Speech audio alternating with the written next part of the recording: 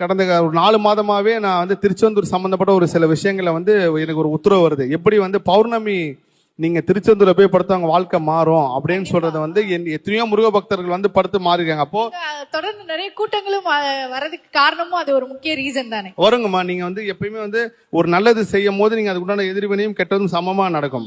யாருக்கெல்லாம் விதி மாறணுமோ அவன் வந்து திருச்செந்தூர் பௌர்ணமி போய் படுத்தா மாறும் அப்படின்ற. இப்போ ஒரு ரெண்டு நாளைக்கு முன்னாடி நடந்த ஒரு அதிசயம் சொல்றேன். ஒரு இயக்குனர் அவர் வந்து நான் கிட்டத்தட்ட ஒரு 2-3 வருஷமா என்னை ஃபாலோ பண்றாரு. எனக்கு ரொம்ப பழக்கம், படாத துன்பத்துல இருக்காரு. அப்படி ஆனா முருக பக்தி இப்ப வரைக்கும் கைவிடவே இல்லை. சாப்பாட்டுக்கே கஷ்டப்படுற சூழ்நிலை இருந்தாலும் முருகனை போய் பார்த்துட்டு வந்துடுறாரு.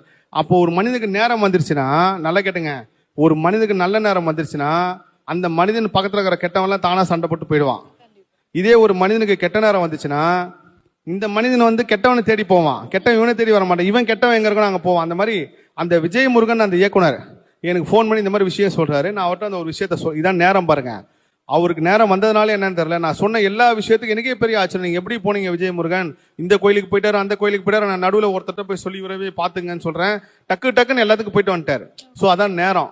அவர் கரெக்டா எனக்கு தொடர்பு கொண்டு இதே திருச்செந்தூர்ல இருந்து நான் அவர்கிட்ட சொல்றேன், இந்த மாதிரி திருச்செந்தூர்ல இருக்கேன், இந்த விஷயம்லாம் நீங்க செய்யுங்க. கண்டிப்பா சினிமால நீங்க ஒரு தவிர்க்க முடியாத இடத்துக்கு போவீங்க, முருகர் போக வைப்பாரு, உங்க பக்திக்கு போக வைப்பாருன்னு அவரு உடனே அந்த கோயிலுக்கு தான் போயிட்டாரு. அப்போ யாருக்கெல்லாம் அந்த விதி மாறும் அவங்க கரெக்டா பௌர்ணமி வீடியோவை பார்த்து பௌர்ணமி வந்து வரதா இருந்து இல்லைங்க நைட்டு படுத்து முருகர் பெருமானை பார்த்துட்டு நிச்சயம் வாழ்க்கை மாறும்.